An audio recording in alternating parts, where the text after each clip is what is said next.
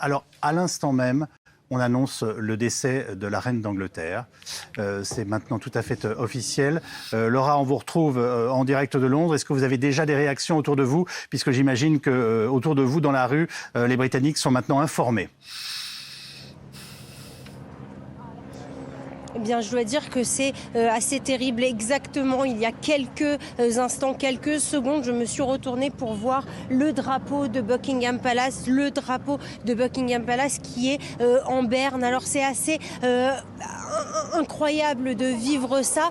L'atmosphère qui était complètement figée s'est assombrie ici devant Buckingham Palace. On l'a vu depuis le début de l'après-midi. Eh bien, des centaines de Britanniques sont venus affluer devant les grilles du palais pour justement obtenir des informations sur leur monarque. On sait également qu'un laquais doit venir devant Buckingham Palace avec un chevalet pour annoncer la mort de la reine Elisabeth. Et là, autour de moi, des dizaines de caméras qui sont devant Buckingham Palace pour commenter cette annonce qui littéralement fige l'ensemble des Britanniques, l'ensemble des personnes autour de moi. Il y a encore quelques minutes, une Britannique me disait que ce n'était pas possible à imaginer, que l'après-reine Elisabeth était juste indiscernable et pas possible à comprendre. Il y a encore 2 jours, elle rencontrait la nouvelle première ministre. Elle était debout avec une canne, certes frêle, mais extrêmement souriante. Et donc, c'est une image assez épouvantable que nous sommes en train de vivre avec ce drapeau en berne à Buckingham Palace et les drapeaux de l'ensemble des grands bâtiments de Londres qui vont également se mettre en berne pour donner cette information assez effroyable qui vient tout juste de nous parvenir. Calmus en direct de Londres. Vous venez donc de vivre en direct l'annonce tout à fait officielle du décès de la reine Elisabeth II, ce qui veut dire que Charles est officiellement lui aussi roi. Oui, tout à fait. Les mots de la famille royale nous parviennent.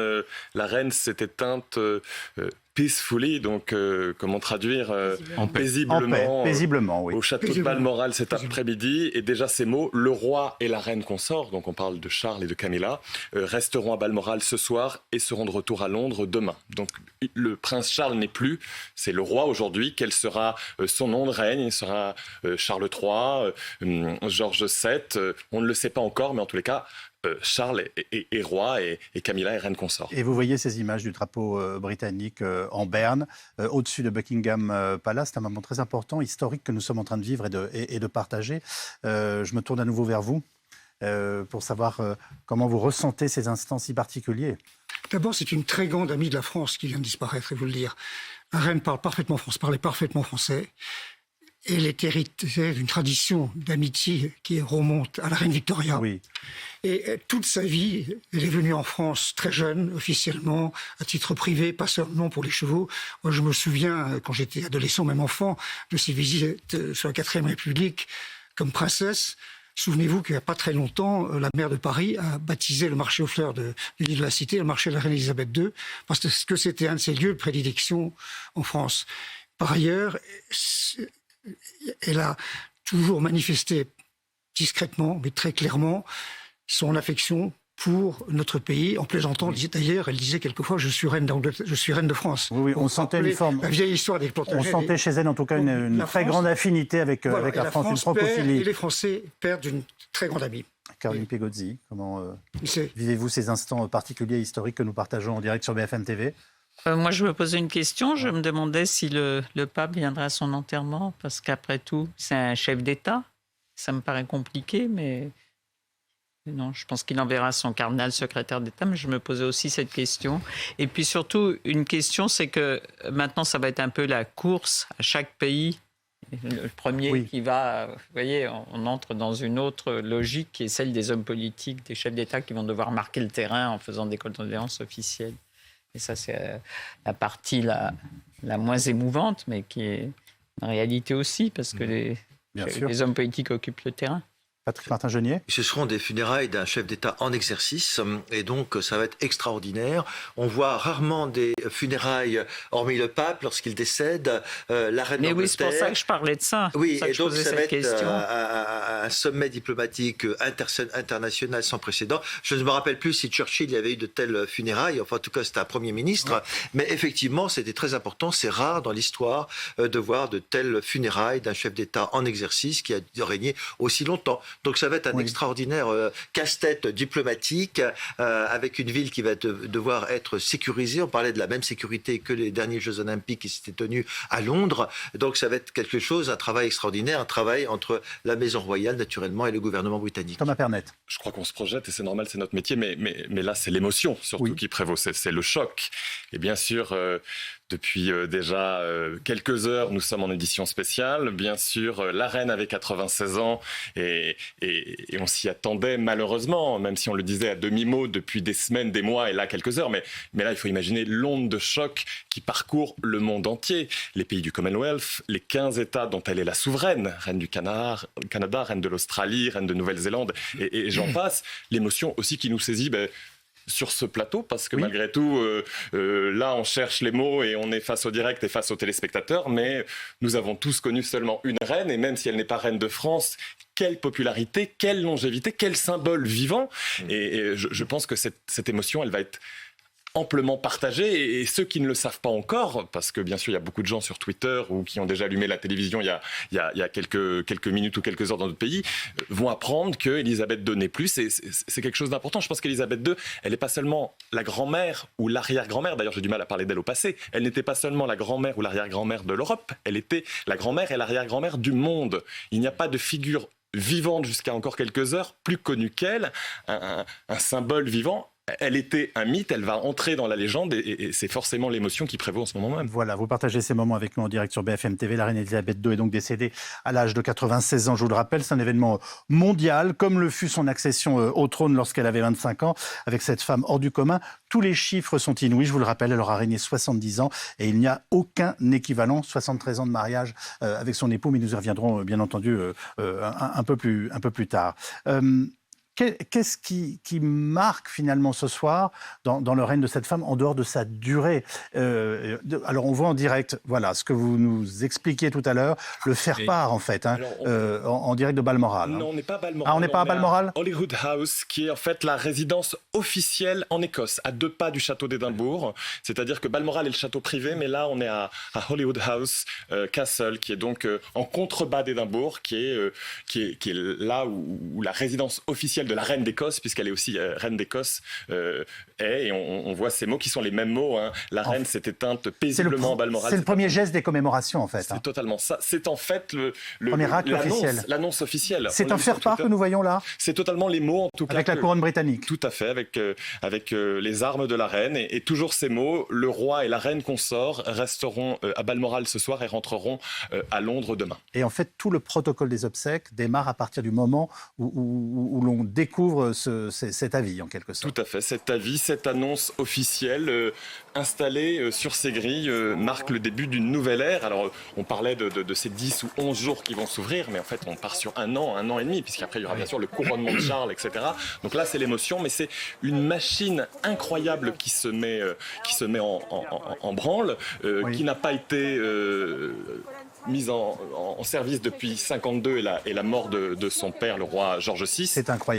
C'est absolument incroyable. C'est un moment d'histoire qu'on vit ensemble. C'est un moment terriblement triste. C'est une nouvelle époque qui s'ouvre et qui, bien sûr, tout s'arrête. Je vous laisse lire le texte. Je vais le lire donc en français. La reine s'est éteinte paisiblement à Balmoral cet après-midi. Le roi et la reine consort, on parle donc de Charles et Camilla, resteront à Balmoral jusqu'à ce soir et rentreront à Londres demain, suivi de la date. Et je rappelle que donc tout à fait officiellement maintenant, Charles est roi d'Angleterre. Charles est même roi du Royaume-Uni et de 15 pays dans le monde. Merci. Ulysse Gosset. La reine est morte, vive le roi.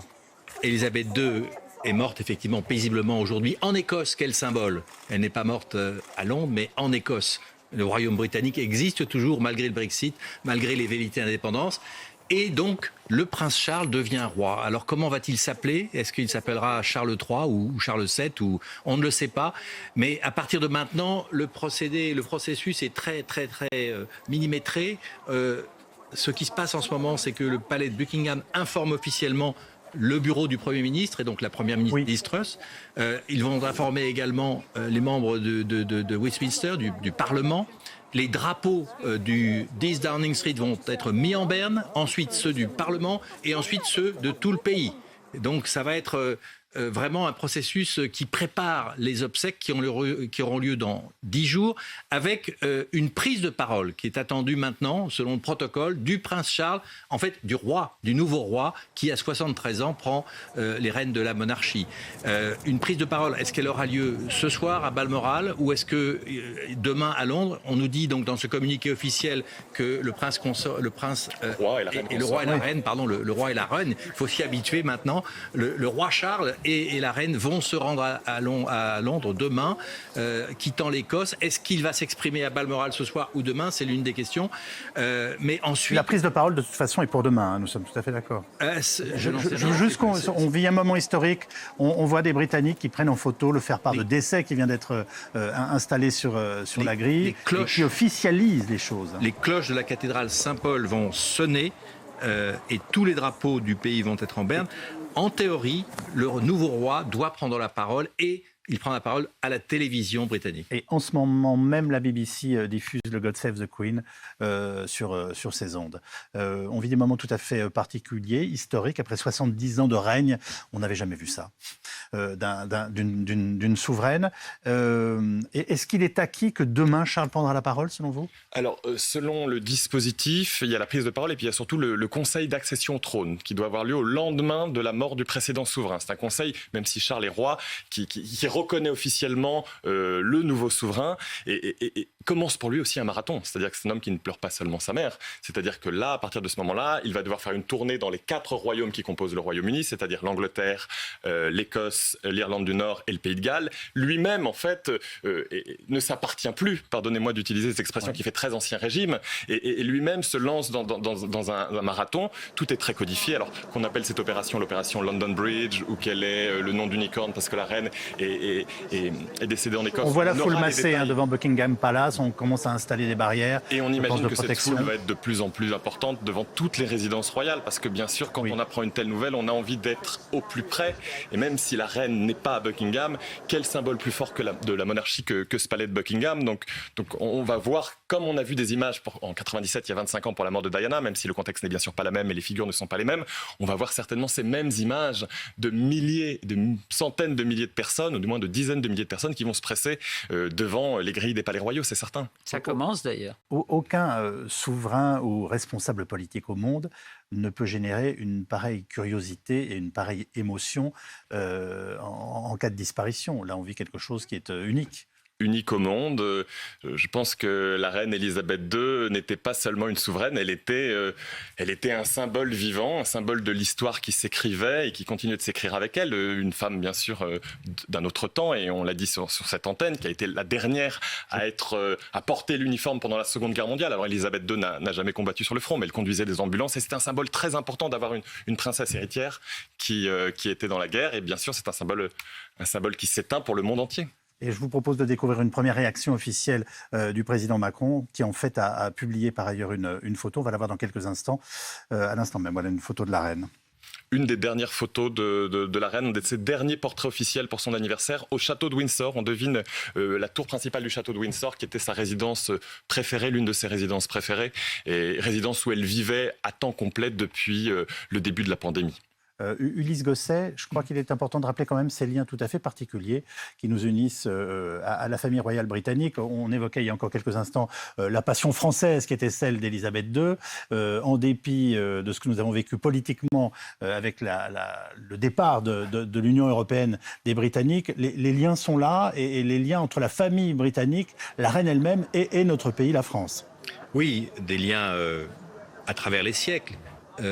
Au-delà de ce qui se passe aujourd'hui, mais moi j'ai toujours eu le sentiment que, même si elle ne le disait pas, la reine Elisabeth était finalement plus favorable au maintien de la Grande-Bretagne au sein de l'Union européenne. Elle avait adressé des signes subliminaux, avec des robes de couleur bleue, des petites étoiles symbolisant l'Europe. Elle ne pouvait pas le dire, parce que cela lui était interdit, mais finalement, elle regrettait peut-être cette rupture. Et puis bon, vis-à-vis de la relation franco-britannique, il est clair que, bon, d'abord, elle a vécu avec la France tout le temps, elle parlait français.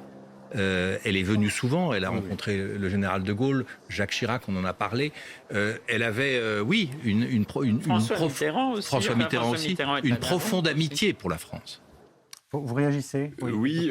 Sans vous surprendre. Eh bien, ça ne me surprend pas, mais la même annonce est en ce moment même affichée sur les grilles de Buckingham. C'est le même court communiqué qu'on a vu dans sa résidence écossaise, qui en ce moment même est accroché. Donc ces mêmes mots, la reine s'est éteinte paisiblement cet après-midi à Balmoral. Le roi et la reine consort, Charles et Camilla, resteront à Balmoral cet après-midi, ne rentreront à Londres que demain.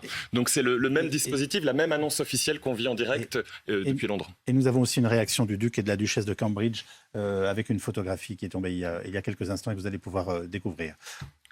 Très jolie photo de la reine d'Angleterre. Oui. Le duc et la duchesse de Cambridge, qui sont donc, pour nos téléspectateurs qui peut-être se perdent dans les titres, William et Kate. Caroline Pigozzi. Pour la rapprocher de la France, c'est pas pour faire de la publicité pour notre journal, mais pour dire quand même que quand elle est venue en 1957, Paris Match a vendu 2 300 000 exemplaires. La première fois qu'elle est venue en France. C'est des choses incroyables. Vous nous dites qu'Élisabeth II était une passion française? Sûrement, oui. À l'époque, il n'y avait pas beaucoup de télévision. Les gens n'avaient pas la télévision chez eux. 2 300 000 exemplaires. Il faut le faire. Je pense qu'on a beaucoup ergoté sur son chapeau, avec ses fleurs. Non mais... Thomas a fait... Il y avait des raisons d'ironiser parfois, oui, mais on peut ironiser affectueusement. Ce que je veux dire par là, c'est que ce n'est pas parce que le Royaume-Uni a quitté l'Union européenne, elle restait très proche, le Royaume-Uni reste très proche. Donc c'est vrai qu'on ne pouvait pas tirer de conclusions hâtives de ses habits, de son chapeau. On sait probablement elle est toujours restée proche de la France. Et peut-être que lorsqu'on va revisiter un peu la royauté, ce sera intéressant. J'ai lu beaucoup de choses, beaucoup d'études là-bas, en disant que finalement, même si elle n'a pas de pouvoir constitutionnel, elle avait une certaine influence politique dans les milieux. Un ascendant, politique. Elle avait un ascendant. Par exemple, j'ai lu des études qui disaient que lorsque un projet de loi était présenté devant la Chambre des communes qui pouvait avoir une influence sur sa fortune ou son immobilier, elle pouvait de temps en temps discuter avec le Premier ministre. Quand quelqu'un disparaît, pardonnez-moi, je vous donne la parole tout de suite, l'essentiel est quand même toujours de le faire vivre, de la faire vivre. Et je vous voyais réagir il y a quelques instants, Karine Hernandez, sur les tenues de la reine d'Angleterre, qui là aussi sont une curiosité, une passion française. Oui, et on explique justement ces tenues extrêmement colorées, et c'est ce qu'elle disait elle-même. Si elle portait des tenues, des intégrales vertes pomme ou jaune citron, elle disait parce qu'il faut me voir pour me croire. Oui, et effectivement, une voix mieux quelqu'un qui habille en jaune poussin quand il y a une foule immense. La reine Elisabeth, c'était ça. C'était une espèce de recul sur sa fonction qui est absolument hors du commun. Elle était quand même reine. Et aujourd'hui, si effectivement aucun homme politique n'a cette longévité, peut-être qu'aucun homme politique n'a non plus l'attention et l'affection du public, parce que c'était une souveraine, c'était aussi une mère et une grand-mère.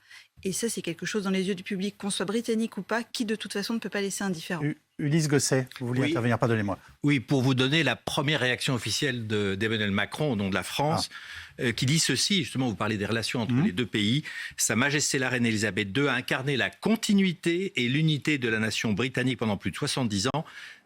Je garde d'elle le souvenir d'une amie de la France, d'une reine au grand cœur, qui a marqué durablement son pays et son siècle. Signé Emmanuel Macron. Une reine au grand cœur, ce terme vous semble approprié, Patrick Hénault? Oui, tout à fait, je le crois. Je voudrais aussi revenir sur son rôle politique. En fait, c'est une des femmes les plus informées du monde. Depuis 70 ans, elle reçoit le Premier ministre d'un grand pays, le Royaume-Uni, toutes les semaines. Oui. Elle reçoit tous les sélections de télégrammes diplomatiques. Oui. Et elle a des conversations qui ne sont pas elle avait des conversations qui ne sont pas seulement les conversations formelles, si vous voulez, avec le Premier ministre. Et donc, son rôle discret a été très fort. Elle le laissait entendre de temps en temps. Elle écoutait les différents premiers ministres qui leur exposaient souvent leurs difficultés. Et de temps en temps, elle leur donnait un avis. Mais le système fonctionnait parce que ces entretiens étaient totalement confidentiels. Voilà. Et ça, Lorsqu'elle ça a donnait été un avis, il n'était jamais Jamais. Alors, il y a publié. eu un petit scandale, mini-scandale, je crois, sous David Cameron, parce qu'à un moment donné, il a lâché sur je ne sais plus quel sujet ce que la reine lui avait dit, oui. Voilà. Et ça a Ce qui a beaucoup choqué. toute la classe politique. Et c'est un breach of protocol, comme on dit en anglais, très sérieux. Mais enfin, c'est quelqu'un, ce n'était pas seulement quelqu'un qui portait des robes de couleur pour qu'on la voie et des chapeaux. C'était aussi quelqu'un de très, très informé et très au courant de l'évolution du monde qu'elle a vécu elle-même. Elle a aussi entretenu des relations très conflictuelles avec certains premiers ministres, je vais pas avec Margaret Thatcher. Donc on imagine que les conversations entre la première ministre et la souveraine étaient parfois compliquées, mais comme cela vient d'être dit, rien Ça ne sortait pas. Ça ne sortait pas de telle façon que finalement, après, il y a eu une admiration. Donc elle donnait son avis. Elle donnait son avis qui pouvait compter sur les affaires du pays. Vous voyez le drapeau britannique en berne sur Buckingham Il y a un Palace. autre moment très Et important. pardonnez-moi juste une chose, j'annonce que dans quelques instants, on attend une prise de parole de la première ministre britannique tout à fait officielle, Madame Liz Truss. Pardonnez-moi, je vous redonne la Oui, parole. c'est assez ironique d'ailleurs, parce que quand elle était jeune étudiante à Oxford, Liz Truss s'est montrée anti-monarchiste. Je pense que la reine a oublié ça. Oui, Elle avait demandé l'abolition de la monarchie. Absolument. L'actuelle première ministre britannique avait demandé l'abolition de la monarchie. Elle était, lorsqu'elle a été au Parti libéral, et elle a demandé, elle était partisan effectivement de l'abolition de la monarchie, ce qui fait que ça a dû faire extrêmement bizarre lorsqu'il y a 2 jours, elle a rencontré la souveraine lors de sa nomination comme première ministre. Ce qui va manquer aux Britanniques et à tout le Commonwealth, c'est un moment très important, c'est le Christmas Day Speech. Tous les ans, le soir de Noël, la reine prononçait un discours qui était écouté dans le monde entier. Et moi, je me souviens, quand j'étais enfant, on a fait un vieux poste, c'était un meuble, on écoutait ça religieusement. Et là, elle s'exprimait très librement, très simplement, avec beaucoup d'empathie, beaucoup de chaleur. Elle montrait là non seulement son engagement à sa fonction, mais son empathie. Et ça, c'est un moment pour le monde, pour l'anglosphère, pour le monde de langue anglaise, extrêmement important. Et ça sera intéressant de voir comment son fils, le futur roi, je ne sais pas quel nom il portera, suivra cette tradition et sera aussi écouté, ce que je souhaite. On alterne les moments d'émotion et puis les questions de curiosité pure. Quelles sont les possibilités de nom que pourrait porter le futur roi? Ils sont absolument infinis. C'est infini. En théorie. Après, bien sûr, on se place dans la continuité. Les rois Charles Ier, Charles II n'ont pas eu des histoires très heureuses. Donc, quand Charles est né, tout le monde s'est dit est-ce que c'est vraiment un bon présage que de l'appeler Charles? On voit moins aujourd'hui changer de nom. Peut-être voudra-t-il s'appeler George VII, qui était le nom de son grand-père. Élisabeth avait gardé son propre prénom, mais son père, George VI, en fait, s'appelait Albert. Et avant lui, Édouard VIII s'appelait David. Donc c'est infini. Il y aura forcément un symbole. Ce sera ou Charles III ou George VII. J'ai du mal à imaginer un Édouard IX après le drame de l'abdication d'Édouard VIII en 1936. On reste à peu près dans les mêmes noms, dans le même panel. Quand on a été le prince Charles pendant 73 ans, on a peut-être tout intérêt à rester le roi Charles. Charles III ou George VII, nous dites-vous quand même, je l'ai noté. Mais le prince Charles, c'est très important parce que, en fait, c'était un personnage assez impopulaire. Vous savez, on parlait d'un snob farfelu. C'était un intellectuel. Oui. Il n'a pas été Et compris puis on dans s'est tous mis ses à choix. l'aimer aussi. Alors, Oui, mais les Britanniques préféraient que son règne soit court et que le prince William prenne la succession. En fait, c'est ça que veulent les Britanniques. Donc, ça va être très intéressant de voir comment il va gérer ce règne, en sachant qu'il avait l'habitude aussi de dire ce qu'il pensait. Alors que la reine, elle, on l'a vu, ne disait jamais rien. Elle était muette comme une tombe. Donc, est-ce que le prince Charles va changer la tradition? Est-ce qu'il va s'exprimer? Que va-t-il dire? On sait sa passion pour l'environnement, l'écologie. On connaît ses passions dont il parlait souvent. Mais le fait qu'il soit roi, ça va être très intéressant de voir, parce que le dernier sondage qui a été publié en Grande-Bretagne le concernant, il chutait de 50% de popularité à 42%. Et il n'était que au 7e rang de la liste de popularité, la première étant évidemment la reine Elisabeth, la deuxième étant Kate. Donc c'est quand même intéressant de voir si le fait qu'il devienne roi va changer son image et surtout la façon dont les Britanniques l'apprécient ou pas.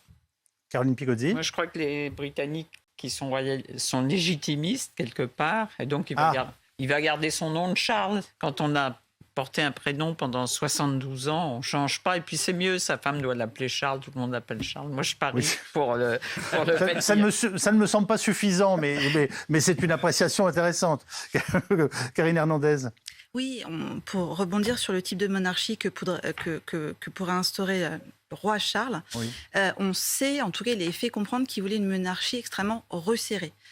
Ça, c'est quelque chose qu'il avait un peu commencé à mettre en place. On le voyait au moment de Trooping the Colour, où il avait vraiment réduit à la portion congrue le nombre de royaux autorisés sur le balcon. Il veut une monarchie, entre guillemets, plus moderne, plus simple, moins show-off, avec moins de royaux, mais qui travailleront beaucoup plus. Donc on sait déjà que de toute façon, il va vers quelque chose, une modernité dans la monarchie, si on peut dire. Brigitte Hadès, merci d'être avec nous. Vous êtes journaliste, chef du bureau britannique et du site de la revue Politique Internationale. Moi, je voulais savoir ce qu'était votre première réaction et surtout ce qui allait changer dans la vie des Britanniques avec l'annonce du décès de la reine et le nouveau roi Charles. Écoutez, il y a beaucoup de changements dans la vie des Britanniques actuellement. Et je trouve qu'il y en a beaucoup trop, quelque part. Une nouvelle première ministre, des problèmes de grève, des problèmes... et la monarchie, elle fournit toujours quelque chose, une part de rêve, une part de... Ils prennent sur eux, parce que la reine prend sur elle, alors ils prennent sur eux. Là, il va falloir réinventer un peu la monarchie. Vous avez raison, je pense que le prince Charles pourra le faire quand même, parce qu'il a quand même... Il est très convaincu de beaucoup de choses, des choses qui correspondent à l'ère du temps. Oui.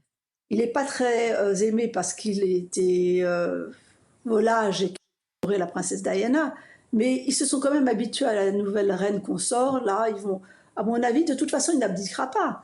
On va avoir le prince Charles, on ne va pas le tuer quand même, donc il va l'avoir jusqu'au moment où il décédera. Je ne vois pas comment est-ce qu'on peut voir ça autrement, parce qu'en Angleterre, en Grande-Bretagne, c'est comme ça que ça se passe, et surtout avec l'exemple de sa mère, je le vois mal abdiquer, sincèrement. Mais bon, peut-être que ça se passera, mais ça se produira, mais c'était plutôt assez honteux comment le grand-oncle avait abdiqué, c'était plutôt honteux. Donc je pense qu'on va avoir le prince Charles longtemps. Brigitte Hadès, le moins qu'on puisse dire, pardonnez-moi de vous interrompre, c'est qu'il a été préparé à sa fonction. Hein. Mais archi préparé. Il sera sûrement... et finalement, Caroline a raison, ils sont légitimistes, les Britanniques. Finalement, ils vont s'habituer, et c'est comme ça va se passer comme ça. Alors effectivement, il y a quand même beaucoup de jeunes qui sont anti-monarchistes, qui ne vont pas l'être plus, parce qu'à la limite, la reine incarnait quand même une personne affable, assez sincère, comme ça. Oui. Et auquel ils étaient habitués, parce que ça fait tellement longtemps, 70 ans qu'elle était de son règne. Mais je pense sincèrement qu'il remplira son rôle. J'espère en tout cas qu'il ne va pas y avoir, il y a quand même, parce que je sais que par exemple, la première ministre, Liz Truss, était anti-monarchiste quand elle était plus jeune. Oui, on l'évoquait il y a quelques instants, à ma grande surprise. Oui, et donc il est vrai qu'il y a des chances, c'est quand même un coup pour la Grande-Bretagne. Mais bon, je pense quand même qu'il faut... Parce que la Grande-Bretagne, d'abord le Commonwealth, elle est très attachée au Commonwealth, Liz Truss, parce que c'est comme ça qu'elle espère récupérer des contrats commerciaux, et elle veut rendre le Commonwealth beaucoup plus économiquement scindé. Et donc le Commonwealth, la monarchie, vraiment soude le Commonwealth. Donc je pense que la monarchie est là pour durer. En tout cas, je pense que ça va aider beaucoup, parce que par exemple, la reine, elle était très sollicitée, même trop, par rapport à son âge, depuis le Brexit. On la faisait aller à des conférences où il y avait des businessmen pour que les affaires arrivent, l'apporteur d'affaires. Elle avait un rôle qui était totalement nouveau. Par exemple, elle a été aussi au Pays de Galles il y a 2 ans. Je me souviens d'avoir commenté, elle était là pour accueillir les chefs d'État pour le G20. C'était quand même une chose très, très, très, très nouvelle. Et donc, ils utilisent la monarchie pour que le Brexit ait une meilleure image. Alors, donc, on voyait, au moment où vous nous parlez, on voit en fait la reine d'Angleterre défunte traverser tous les pays du Commonwealth. Ça a été une vie absolument incroyable là aussi. On parlera quand même du prince Philippe un moment ou un autre. On n'a pas pu le faire pour l'instant, mais oui, ça me paraît très important. Ulysse Gosset, vous vouliez intervenir? Oui, une anecdote sur Élisabeth et la France. Son premier voyage en France, c'est en 1948, alors qu'elle est jeune mariée avec le prince Philippe. Oui. Elle est princesse. Elle arrive en France, donc vous savez qu'elle parle français. Elle arrive en France, elle va à l'opéra, et sur les marches de l'opéra, les badauds, ceux qui sont là et qui assistent à l'arrivée de la reine, crient « Vive la reine !» Alors elle se retourne et elle dit « Mais c'est ce peuple-là qui a guillotiné son roi ?» Et voilà. Et donc, simplement pour dire qu'elle aimait la France, elle l'a connu donc, depuis longtemps. Elle a vu quasiment tous les présidents. Hein, Caroline. Elle leur a même offert des chiens. Les chiens de la reine ne font pas de bébés parce qu'elle voulait contrôler voilà. la race de ces chiens. Donc les chiens sont stérilisés. Et donc elle avait de l'humour, cette reine. Bah, bien c'est ça sûr que je voulais qu'elle avait dire. Bon, et nous les Français, peuple de guillotineurs, si j'ose dire, on a toujours eu une fascination pour ce personnage qui est l'une des dernières légendes du XXe siècle en fait. On a assisté à la mort de Gorbatchev il y a quelques jours. Il y a des personnages comme ça dans le siècle qui ont marqué nos imaginaires. Et oui. Évidemment, elle arrive en tête du palmarès. Patrick, on voit le président de la République, enfin plutôt, pardonnez-moi, la reine Elisabeth avec nos différents présidents. Oui. C'était avec François Mitterrand il y a quelques instants, Jacques Chirac. Les liens ont toujours été excellents, de fait, non ? Oui, tout à fait. Tout à fait, je ne sais pas d'ailleurs. Sauf avec Margaret Thatcher. Nous parlons de nos présidents. Nous parlons de nos présidents, ça ne vous dérange pas, Élise Gosset, merci. Non, elle a toujours apprécié, à travers leurs différents présidents, que ce soit Giscard, Mitterrand, etc., ont toujours marqué. Je crois qu'il y a deux choses qui vont être intéressantes. On parle du Commonwealth. Le Commonwealth, c'est 15 monarchies, mais c'est plus de 40 républiques. Donc, la reine était, non pas le chef d'État, mais le chef d'un monarque. D'un ensemble. Un ensemble. Bien particulier. Ce qui montre bien d'ailleurs la flexibilité et le fameux pragmatisme britannique. S'agissant maintenant des obsèques, il y a une question qui est très intéressante. Le Royaume-Uni est un des vainqueurs avec l'Union soviétique, la Chine, la France, les États-Unis, de la Deuxième Guerre mondiale. Qu'est-ce que va être l'attitude de la Russie ? Très important. La Russie était une grande alliée. Ah oui, vous avez raison, je n'y avais pas pensé. Bon. Oui. Est-ce que, je ne sais pas si se manifestera, est-ce que, on verra une représentation élevée, quelle sera la réaction britannique avec un Premier ministre qui, en ce moment, est à la pointe du combat contre la Russie de l'Ukraine. Sylvie Bermann, on soulève une question très intéressante sur le plateau, qui est celle de la réaction officielle de la Russie après le décès de la reine. Qu'est-ce que ça vous inspire comme commentaire ? Je crois qu'elle était respectée également en Russie. Il me semble que Vladimir Poutine avait dit à Oliver Stone, qui lui posait la question de savoir si une personne dans le monde lui demandait quelque chose, quelle serait la personne à qui il serait prêt à donner un accord ou répondre à ses demandes. Et je crois qu'il avait répondu la reine d'Angleterre. Donc, sur le respect personnel qu'il avait, il n'y a pas de doute.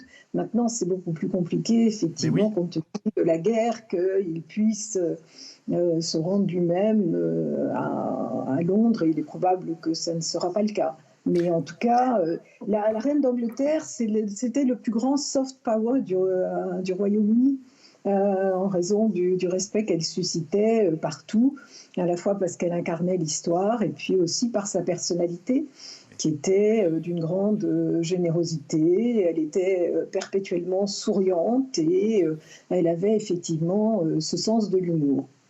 Alors, vous avez employé le terme de soft power, on pourrait dire la diplomatie souriante d'une certaine façon, hein, le pouvoir doux. Je voudrais qu'on s'arrête un instant parce qu'on les a vus derrière vous pendant toute cette émission.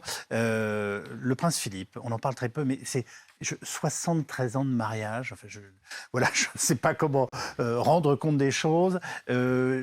Tout montre que cette femme a épousé un homme qu'elle aimait, et c'est pas toujours comme ça dans les familles royales. Et il y a quand même un lien là qui est absolument extraordinaire et dont il faut parler ce soir. Je ne sais pas, Thomas Pernet. Oui, l'amour d'une vie et le pilier d'un règne, c'est-à-dire rencontrée alors qu'elle avait à peine 13 ans. Elle est tombée sous le charme de ce grand viking. Alors, il était prince de Grèce et de Danemark, mais comme la Grèce n'était plus une monarchie, il avait été toute son enfance baladé à droite à gauche jusqu'à être pris sous l'aile de Mountbatten et devenir un Mountbatten, et un héros lui-même de la marine. Et puis, c'est un homme qui n'était pas vraiment destiné à Élisabeth II. Enfin, ses parents, George VI et la reine Élisabeth, sa mère, avaient accepté, mais elle avait dû batailler un peu pour l'avoir.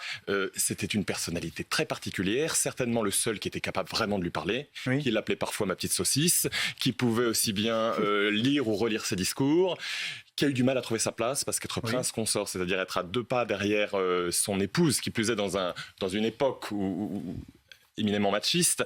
Ça n'a pas été évident pour lui, mais il tenait, si ce n'est les règnes du pouvoir, au moins ceux de la famille, d'une certaine manière. Et c'était un binôme qui fonctionnait admirablement bien. Et en effet, sa perte a été terrible et pour la couronne, et pour la famille, et bien sûr pour son épouse Elisabeth II. Karine Hernandez, sur ce couple tout à fait étonnant. On sait effectivement qu'ils ont eu des moments assez compliqués. On se souvient notamment d'une croisière au tout début du règne d'Elisabeth où les journalistes présents l'avaient vu sortir de la cabine et le prince courait, elle lui jetait des chaussures. Donc c'est un couple qui aussi avait des prises de bec. Mais ça me rassure. Mais oui, voilà, c'était un couple tout à fait normal à ce niveau-là. Et c'était quelqu'un qui la faisait énormément rire. On connaît une anecdote qui est que le jour du couronnement d'Elisabeth, donc il la voit remonter l'allée avec la couronne, et au moment où elle passe, il lui dit « Bon, est-ce que tu as trouvé ce chapeau ?» C'est exceptionnel. Et effectivement, c'était la seule personne qui pouvait lui parler comme une femme et pas comme à une reine, et lui dire que ce qu'elle faisait était bien ou moins bien. Ils ont eu des moments très compliqués, parce que pour lui, être le mari d'eux, il n'est pas né pour ça, il n'a pas grandi pour ça, il n'a pas été éduqué comme ça, c'était très compliqué, ils ont eu des moments difficiles qu'ils ont surmontés. Et il était évident que la disparition de son mari, pour elle, à un âge Et on aussi reçoit à avancé, l'instant, excusez-moi, je vous interromps, le communiqué du roi. Je vous laisse le traduire si vous le voulez bien, Thomas, puisque vous êtes ce soir notre spécialiste, en plus en anglais. Alors, la disparition de ma bien-aimée mère, Sa Majesté la Reine, est un moment d'une très grande tristesse pour moi et pour tous les membres de ma famille. Nous pleurons profondément la disparition d'une souveraine chérie et d'une mère très aimée. Je sais que cette perte... Et je vous interromps puisque la Première ministre britannique va prendre la parole immédiatement en direct sur BFM TV. Le décès de Sa Majesté la Reine est un choc pour le pays et pour le monde. La Reine Elisabeth II était un fondement sur lequel le Royaume-Uni moderne avait prospéré. Le Royaume-Uni est le grand pays qu'il est aujourd'hui grâce à elle. Elle a accédé au trône juste après la Seconde Guerre mondiale. Elle a défendu le développement du Commonwealth, qui comptait 7 nations au début et 57 par la suite. Aujourd'hui, nous sommes une nation prospère et dynamique. La reine Elisabeth nous a fourni la stabilité et la force dont nous avions besoin. Elle était l'esprit du Royaume-Uni et cet esprit perdurera. Elle a été notre monarque qui a régné le plus longtemps.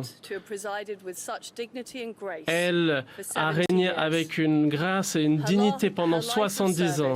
Sa vie de service dépasse la mémoire de la plupart d'entre nous. Elle a été aimée et admirée par le peuple britannique et du monde entier. Elle a été une inspiration personnelle pour moi et pour de nombreux Britanniques. Son dévouement pour le service est un exemple pour nous tous. Plus tôt cette semaine, à 96 ans, elle était encore déterminée à exercer ses fonctions lorsqu'elle m'a désigné en tant que 15e Première ministre. Pendant toute sa vie, elle s'est rendue dans plus de 100 pays. Elle a touché la vie de millions de personnes dans le monde. Dans la période difficile qui s'annonce, nous serons ensemble avec nos amis dans l'ensemble du Royaume-Uni, du Commonwealth et du monde pour célébrer sa vie extraordinaire de service. C'est un jour de perte, une perte triste, mais qui nous laisse un héritage. Aujourd'hui, la couronne a été transférée comme elle l'a été depuis plus de 1000 ans à notre nouveau monarque, notre nouveau chef d'État, Sa Majesté, le roi Charles III. Avec la famille royale, nous pleurons la perte de sa mère, mais ensemble, en tant que peuple, nous devons le soutenir pour l'aider à supporter la responsabilité qu'il porte désormais pour nous toutes et tous. Nous lui offrons notre loyauté et notre dévouement, tout comme sa mère a dévoué beaucoup pour de très nombreuses personnes pendant si longtemps.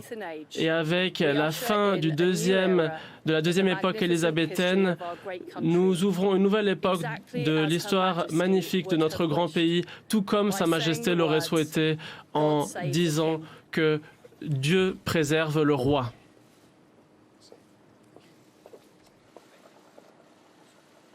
God save the king, c'est en fait ce qui vient d'être à l'instant exprimé par la Première ministre. Hein.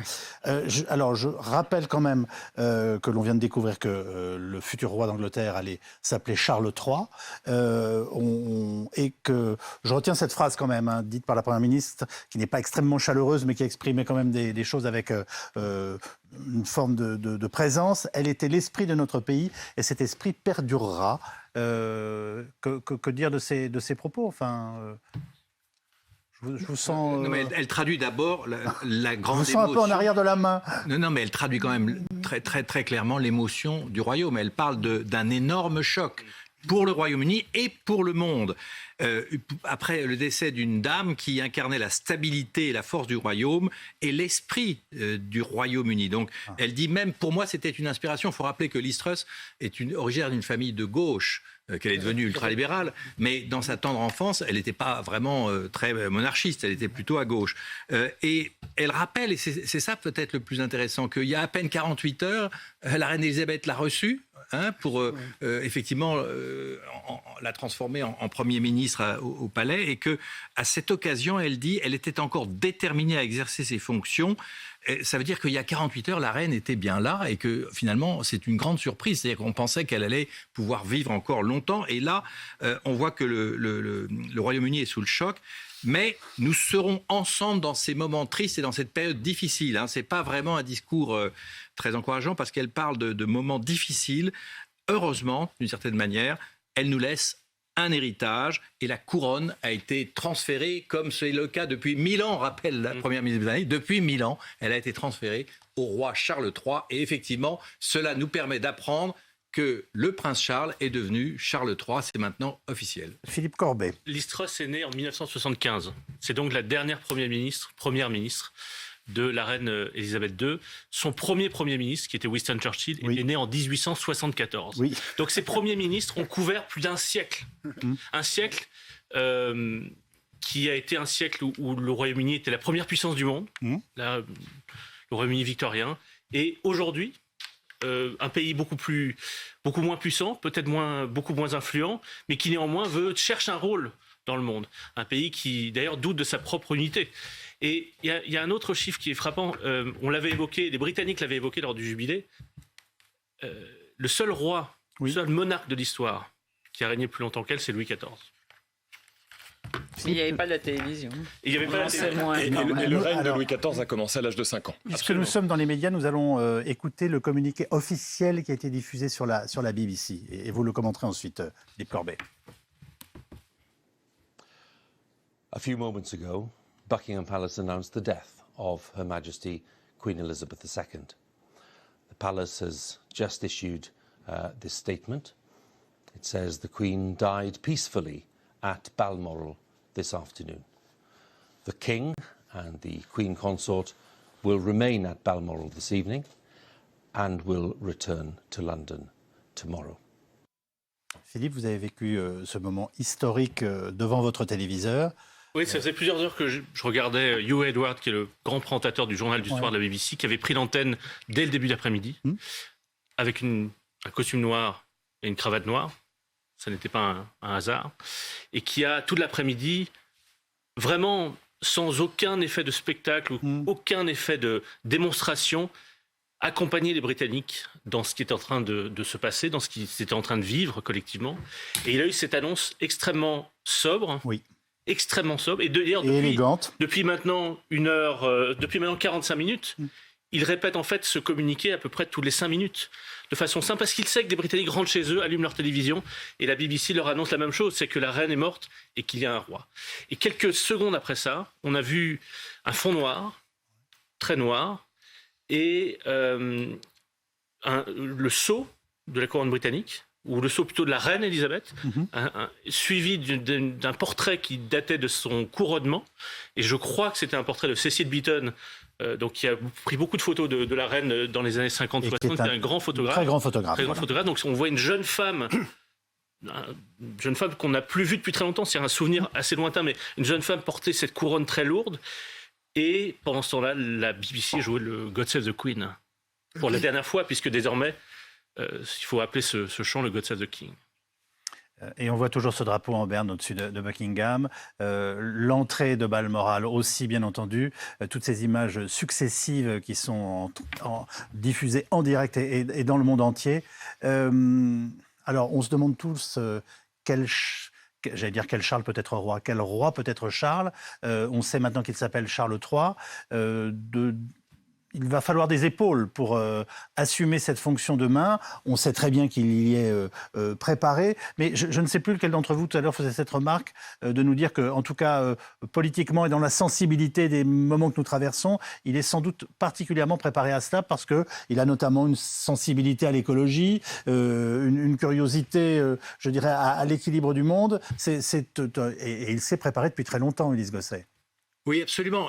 On peut même dire que c'est un prince engagé pour l'environnement et le climat. Ce n'était pas simplement la culture des potagers, des jardins royaux. C'était vraiment, il y croyait beaucoup et il y a cru avant tout le monde, si j'ose dire. Enfin, pas avant René Dumont. Mais, oui, on se moquait de lui. Mais on se moquait de lui. On se moquait parce qu'on le prenait pour un intellectuel un peu farfelu, un snob, entre guillemets. Et il y a toujours l'ombre de Diana qui a pesé sur Charles et qui pèsera encore longtemps.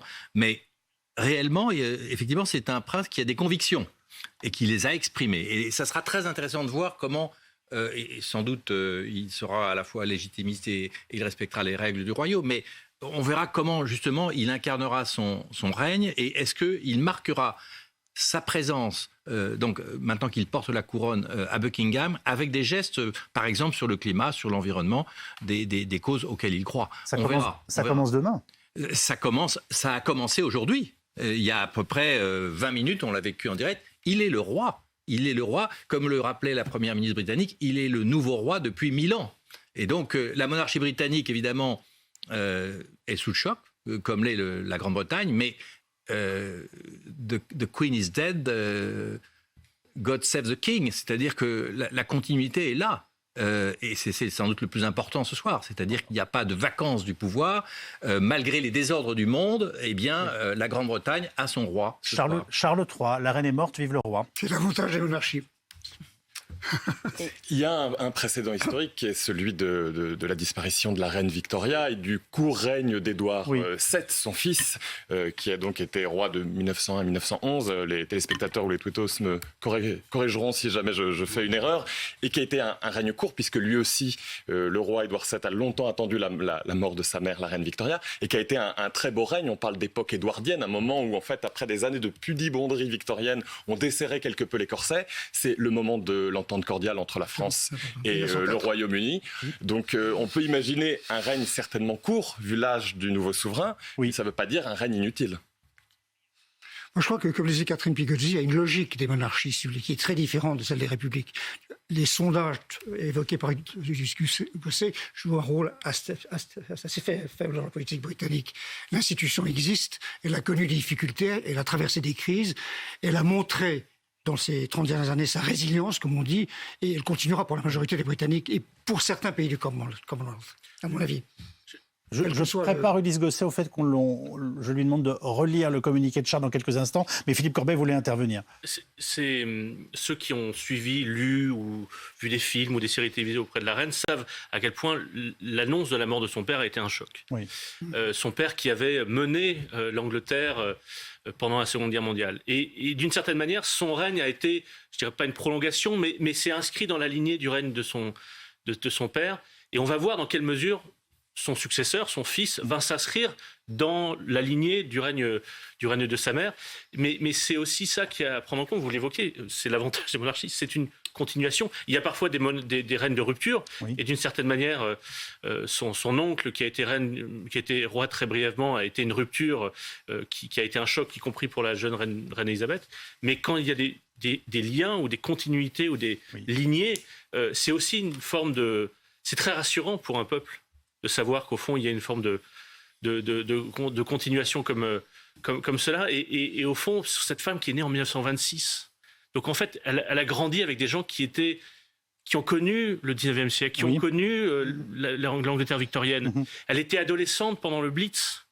Elle fait partie de cette génération qui dépasse le Royaume-Uni, ce qu'on appelle la plus grande des générations. Cette génération qui était jeune et qui a mené le combat pour la liberté pendant la Seconde Guerre mondiale. Certes, elle n'a pas combattu sur un champ de bataille, mais elle était engagée. Elle a réellement participé. Elle a réellement participé. C'est aussi cette grande génération qui a marqué le monde qui s'éteint d'une certaine manière ce soir avec la reine Elisabeth. Et sans doute pour elle, sa plus belle victoire sera que son fils continue son œuvre. On va, grâce à vous, Ulysse Gosset, relire ce communiqué qui a été publié de Charles III, puisque c'est désormais son titre. Oui, un communiqué et pas une déclaration comme le voudrait la tradition. On attendait une prise de parole, mais elle viendra peut-être demain. Mais en tout cas, le communiqué est là. Il est signé effectivement de la manière suivante. Déclaration de Sa Majesté le Roi au moment de la mort de la reine. Et il dit ceci: la mort de ma très aimée mère, la Majesté la reine, est un moment de la plus grande tristesse pour moi et pour les membres de ma famille. Nous nous recueillons profondément en ce moment de notre souveraine chérie et très aimée mère. Je sais que cette perte sera profondément ressentie à travers le pays, à travers le Commonwealth et par un nombre innombrable de gens à travers le monde. Pendant cette période de recueillement et de changement, ma famille et moi-même serons confortés et soutenus par la mémoire et le savoir du respect et de l'affection profonde que cette reine inspirait si largement à travers le monde. Je suis frappé de voir à quel point il y a une émotion dans ce texte, qui est pourtant un texte officiel. On pourrait se dire qu'il n'est pas fait pour ça, mais où on sent une émotion effective. Alors, en dehors de vos talents et de vos capacités à lire un texte, Ulysse, enfin, moi, je suis assez étonné de cette capacité qu'a Charles III dans sa première adresse, en fait, finalement, au peuple britannique et au monde, d'évoquer sa mère. Vous le ressentez, vous aussi ? Oui, forcément. Peut-être que l'un des grands changements de règne, ce sera bien sûr le changement de personnalité. Et le roi Charles III, puisque c'est ainsi qu'il faut l'appeler, n'est pas la reine Elisabeth II, et que c'est un homme qui peut-être saura montrer plus fortement ses sentiments, même si la reine Elisabeth II, à la fin de sa vie, à la fin de son règne, je vais parler même des 20 dernières années, s'était montrée beaucoup plus humaine, beaucoup plus souriante, et ce n'était pas seulement de l'image. C'est-à-dire que Elisabeth II a réussi avec ses petits-enfants et avec ses arrière-petits-enfants, ce qu'elle n'a pas réussi avec ses propres enfants. C'est-à-dire à leur montrer de l'attachement, plus de spontanéité, et à passer peut-être plus de temps avec elle. Charles va être un monarque différent, et un monarque qui va beaucoup s'exprimer, donc qui s'exprime peut-être avec une sensibilité qui est la sienne, mais on le disait un peu plus tôt, c'est quelqu'un qui, dans sa longue carrière de prince héritier, n'a pas hésité à envoyer des mémos à différents membres du gouvernement, et on se rappelle encore cette anecdote à Margaret Thatcher, où elle avait dû lui dire: je gouverne, monsieur, pas vous, lui rappelant quand même qu'elle était le Premier ministre, qu'il n'était que le prince de Galles. Je pense que, encore récemment, il a vexé Boris Johnson pour avoir... certes dans un cercle privé, mais après on fait facilement fuiter les informations, pour avoir critiqué le fait que les Britanniques renvoyaient les Rwandais déboutés de leur droit d'asile. Ça ne lui a pas plu, il l'a fait savoir de manière. Donc les relations ne sont pas toujours... ou n'ont pas toujours été très faciles entre le prince de Galles et le Premier ministre, ou les premiers ministres successifs, et probablement voudra-t-il encore laisser entendre sa voix en tant que roi. Karine Hernandez. Oui, pour revenir sur le communiqué, le ton du communiqué, dont il se dégage effectivement une certaine tendresse de manière assez surprenante. Ça, c'est vraiment la patte du roi Charles, puisqu'il avait cette habitude, lorsqu'il y avait des événements officiels en présence de sa mère et qu'il faisait un discours généralement en préambule de l'arrivée de sa mère ou quand elle était sur scène, de dire « Votre Majesté, maman ». Ça, c'est quelque chose, généralement, la reine levait les yeux au ciel en souriant, en disant vraiment, il m'aura tout fait. Mais voilà, on n'a jamais vu un roi dire sur scène, introduire comme ça, mettre ses respects à la reine et à rappeler que c'est aussi sa maman. Oui. Donc, c'est très, très roi Charles, cette manière de faire où transparaît une tendresse. Très Charles III, devons-nous dire désormais. C'est très Charles III, pardon. Caroline Pigozzi. Oui, on sent quand même, à défaut de spontanéité totale, parce qu'on ne peut pas dans ce type de fonction, on sent une authenticité. Voilà. Et ça, c'est frappant. Vous savez, il y a une phrase qu'on dit au Vatican, on dit « le temps est galant homme ». Et je pense que c'est vrai, il a eu tellement de temps pour réfléchir à cette fonction, il a tellement vu sa famille, il a été entouré, il a vu passer tout le monde finalement, qu'on sent, il est une espèce de libération psychologique, c'est lui le roi finalement, il n'est pas le fils d'eux, il est le roi, et on sent déjà dans ses paroles une réelle authenticité. Nous avons Nous avons vécu une journée tout à fait particulière et sidérante par bien des aspects. Tout a commencé, Ulysse Gosset, il faut le rappeler, avec un communiqué des médecins de la Reine en début de journée. Absolument. Il était 12h39 à Londres, 13h39 à Paris. Un communiqué finalement assez sobre, mais qui traduisait une grande inquiétude du corps médical, indiquant que les médecins étaient préoccupés par l'état de la Reine et indiquant que Sa Majesté... selon leur avis médical, devait rester sous surveillance. Oui. Et en ajoutant quand même hors communiqué qu'elle se sentait bien à Balmoral, là où elle était et là où elle est décédée. Et ce communiqué a déclenché évidemment une émotion considérable en Grande-Bretagne. Le pays s'est figé. Oui. Et quand on a vu les présentateurs de la BBC vêtus de noir avec leur cravate, oui. on a compris qu'il se passait quelque chose. Et je me demande même ce soir si, au fond, la BBC n'était pas informée que la nouvelle allait être annoncée plus tard et qu'ils avaient tout préparé pour cela, et même les cravates et les costumes. Et donc, d'une certaine manière, ça incarnait le deuil, en fait, que va maintenant connaître le royaume, qui va durer 11 jours jusqu'aux obsèques officielles. L'étape d'après, c'est l'arrivée de la famille royale à Aberdeen par avion, dans cet après-midi. Ah oui, alors après le communiqué, effectivement, on a compris effectivement que les choses s'accéléraient lorsqu'on a vu ces jets privés, enfin ces jets de la royauté, arriver pas loin de Balmoral, donc sur l'aéroport de Aberdeen, et on a vu descendre effectivement le prince William et plusieurs membres de la famille pour que effectivement tous les enfants et petits-enfants qui étaient en mesure de le faire soient présents. Une absente, Kate, qui était à Londres, qui a fait la rentrée scolaire de ses enfants aujourd'hui, et qui n'était pas... et puis, oui, Meghan. Mais Kate, bon, c'est très symbolique, puisque William est arrivé seul, mais il y avait les autres membres de la famille, et donc ils ont tous pu se recueillir. Ce que l'on ignore ce soir, en réalité, pour moi, la grande inconnue, c'est finalement à quelle heure la reine est-elle décédée, à quelle heure... Et est-ce que ces enfants, qui sont arrivés très vite à son chevet, est-ce qu'ils ont eu le temps de lui dire au revoir lorsqu'elle était encore parmi nous? Et ça, c'est vraiment une question que peut-être l'histoire révélera, mais ce soir, on ne le sait pas. Je suis frappé de voir que j'ai à mes côtés un ancien ambassadeur qui, visiblement, pense que nos confrères de la BBC étaient informés. Vous avez bien compris? Je pense qu'ils étaient très, très préparés. Il y avait des signaux d'alerte tels que le plan B, le plan licorne pour la BBC... a été mis tout de suite.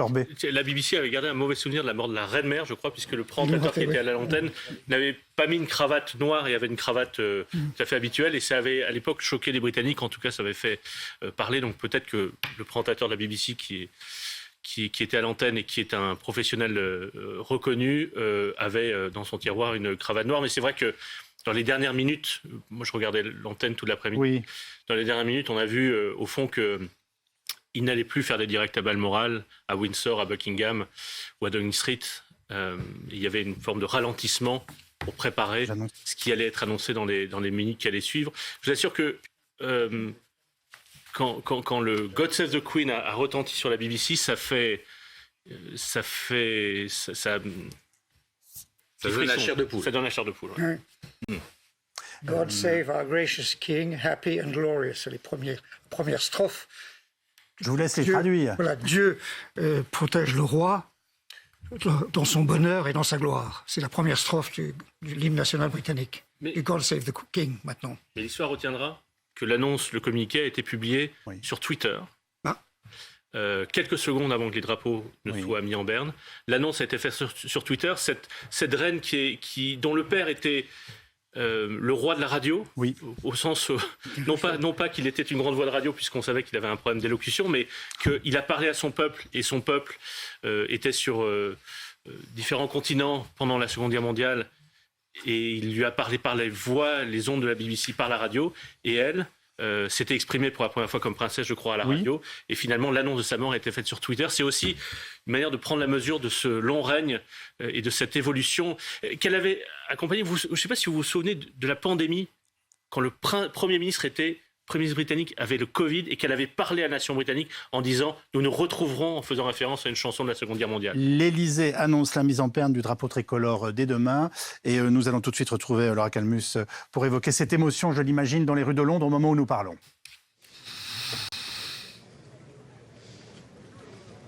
bien, je dois dire que pour les Britanniques, c'est même très difficile de parler de la reine au passé. Ils sont tous en état de choc. Je suis juste derrière Buckingham Palace où des centaines de Britanniques sont en train d'affluer. J'ai vu des Britanniques avec des fleurs. Certains étaient en larmes, des jeunes, des vieux, des hommes, des femmes. Tous veulent rendre hommage à cette grande dame qui pendant 70 ans était leur reine, celle qu'ils ont aimée. Elle a apporté cette stabilité dans le pays. Alors pour eux, c'est extrêmement important de se retrouver ici. C'est assez bouleversant de voir ces dizaines de personnes en train de marcher, en train de se diriger vers Buckingham Palace en silence, sans parler.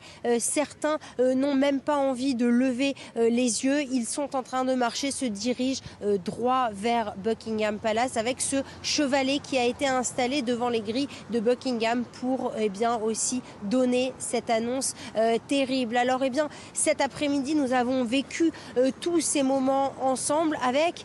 Au départ, je me trouvais devant Westminster où Liz Truss était en train de prononcer un discours pour parler de ses plans budgétaires et de ses plans pour lutter contre l'inflation et les factures d'énergie. Et puis, nous avons vu des papiers qui ont circulé dans les communes, dans le Parlement, avec la Première ministre qui s'est quelque peu figée et qui a interrompu son discours.